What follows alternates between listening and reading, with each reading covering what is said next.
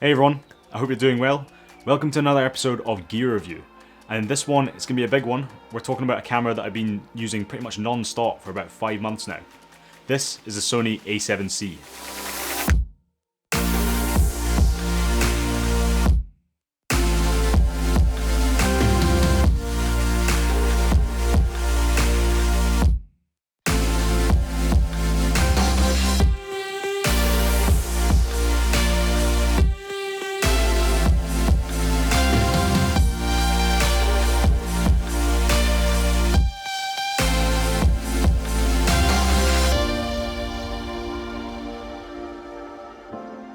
Okay, so I realized when I started planning this video that I had a lot to talk about with the SONY A7C. So what I decided to do was actually split this into 3 different parts. So this part that you're watching right now, this is part 1. We're talking about the general thoughts on the camera, my general experience, and the general features. In the next video, we're going to be talking about photography and my experience with that. And then the final video, part 3, we're going to be talking about the videography and how my experience has been with using this for video and creating video.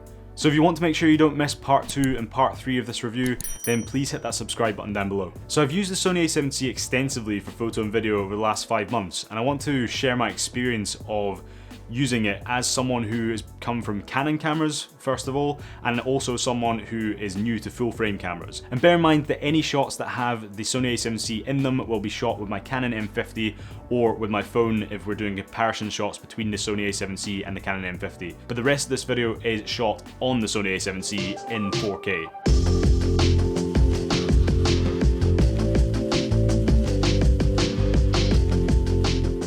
There's some main features that made me decide to buy this camera in the first place and that I really love about this camera. The first feature that attracted me is the fully articulating screen, and this was essential for me when thinking about purchasing this camera. It was first introduced as a feature in the Sony ZV-1, the A7S III, and now the A7C, and they're kind of adding it to most of their cameras now because they've realized it's a really valuable feature for the cameras and something that's a really good selling point for the cameras as well. So it's something that I used all the time with my Canon M50, whether it was getting low shots during photography, getting low shots with video, or getting shots where you'd be in unnatural positions if you didn't have it, basically. Because you don't really want to be lying on the ground trying to get a low shot when you can just literally crouch down, use the articulating screen, look down at it and see and frame your shot, basically. So it's been essential for that in photo and in video. And it's also essential when filming segments like this, so talking heads, so I can see myself without having to get an external monitor, which could be hundreds of more pounds to buy that and actually mount it on top of the camera. It's a bit more of a faff, isn't it? So if you've got this built into the camera, you can see yourself, it's fantastic. And as I said in my unboxing video, I didn't really like Sony's implementation or previous implementation of screens, whether it was like, you know, a slightly articulating screen or a flip-up screen like on the A6000 APS-C series of cameras, but they've knocked it out of the park with this one. The articulating screen is fantastic and I can't knock it. The next thing is full sensor true 4K video, and this has been amazing because from the Canon M50 you could only shoot cropped 4K and the autofocus was basically unusable. With this you get full sensor readout 4K and it looks fantastic because it's downsampled from 6K. We're going to talk more about this in the part 3 video where we're talking about video, but just to say it's fantastic, and that is one of the main reasons I decided to get this camera as well. Thirdly, it's that full frame sensor, and this is a clear upgrade from the Canon M50. You do get a full frame sensor over the APS-C.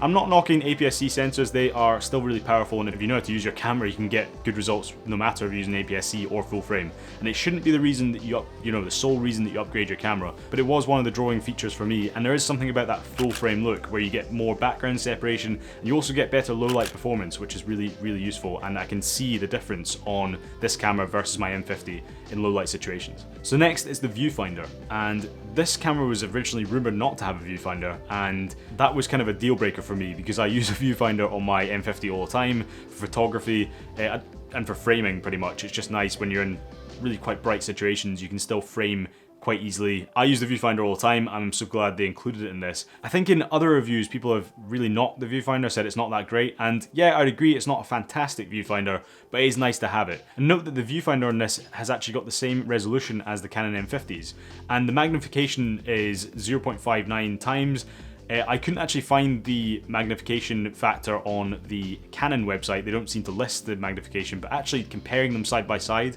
they look exactly the same to me, like exactly the same size and everything. So if you are upgrading from the Canon M50, you won't be downgrading the viewfinder, it'll pretty much be the same viewfinder. But speaking from experience, it's quite hard to manually focus using this viewfinder because it is quite small and the resolution isn't really that high.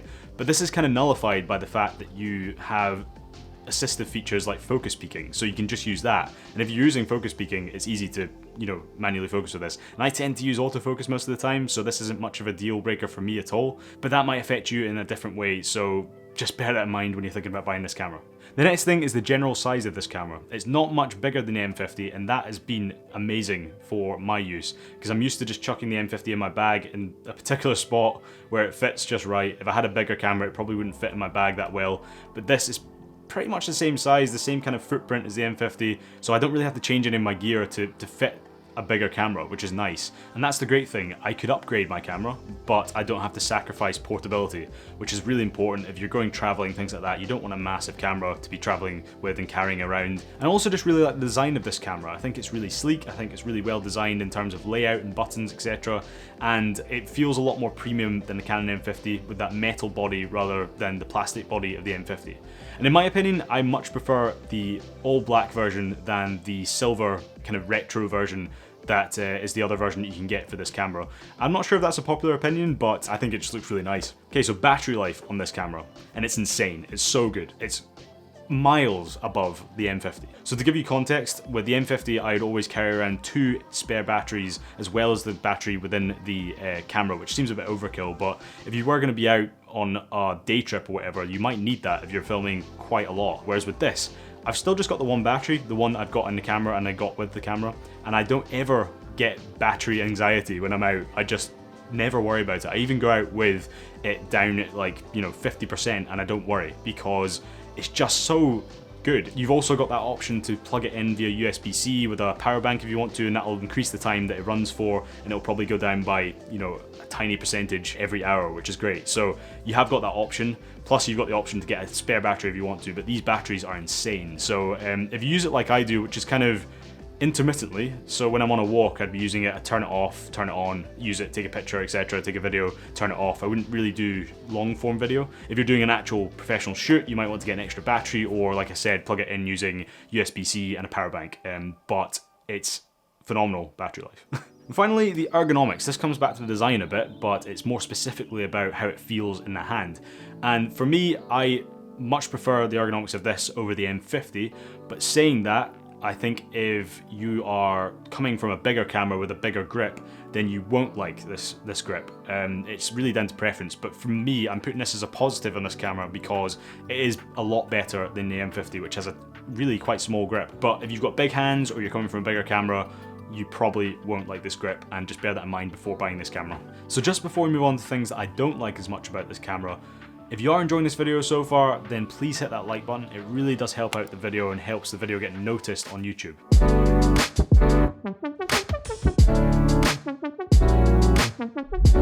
While there's a lot of stuff that I do like about this camera, there's obviously going to be things that I don't like as much, or general features or lack of them that I think are downsides that need to be considered when thinking about buying this camera. So the first thing is a lack of dual card slots. The A7C only has one UHS 2 SD card slot, and while this is really fast, it means you don't have the safety net of writing to 2 cards at once, and if that one goes corrupt that you've got in the camera, you're a bit stuffed, to be honest. So this is particularly important if you are interested in using this for professional work. I personally haven't used it for any professional work yet, but I might want to do it in the future, and it's something to really note with this camera.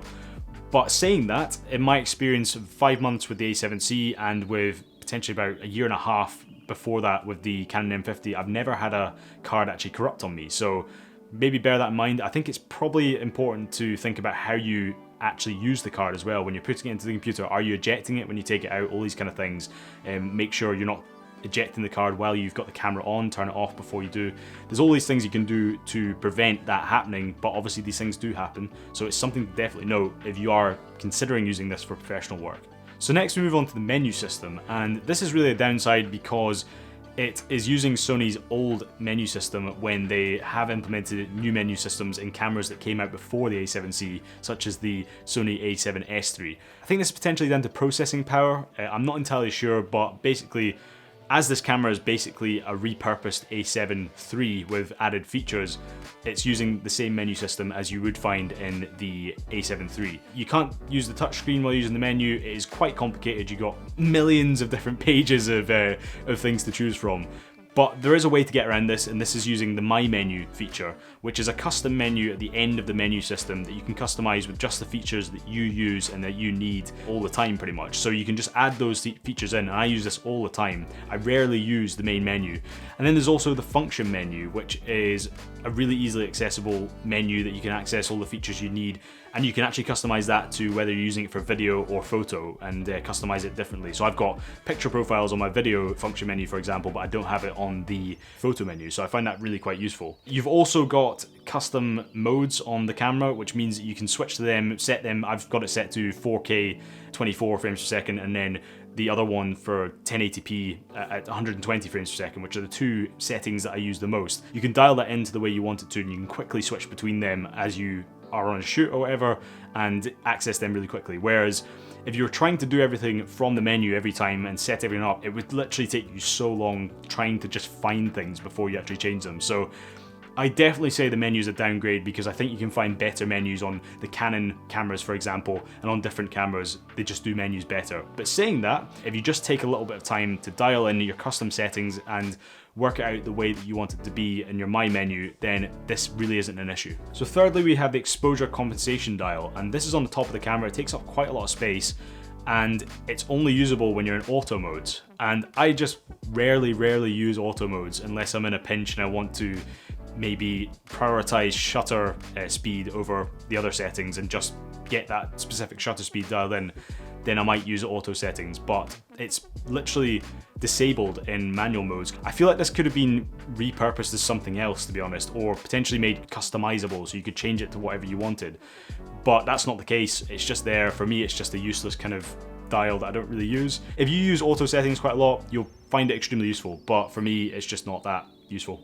Finally, let's talk about the screen on this camera. While the fully articulating aspect of it is fantastic, I think the screen itself isn't that high quality. It's slightly actually a downgrade in resolution from the M50, and it doesn't get super bright. It definitely gets brighter than the M50, but it still doesn't get super bright. But you do have that sunny weather mode, which is okay. I don't mind pushing this right to the top of the brightness level because you do have that really good battery life, so I'm not worried about battery life. But I could say it would probably be better if it was a bit brighter and a bit higher resolution. I would love if it was about 2.4 million dots potentially, something like that, rather than 921,000 dots versus the M50's 1.05 million, I think it is.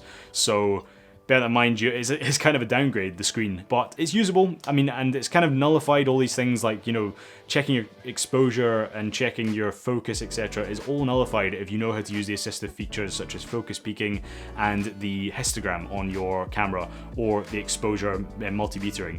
So as long as you know and get used to using those features, you'll be able to expose correctly every time, and you'll be able to focus correctly every time if you're manually focusing as well. So get used to those features if you do that, get this camera, and you'll be absolutely fine.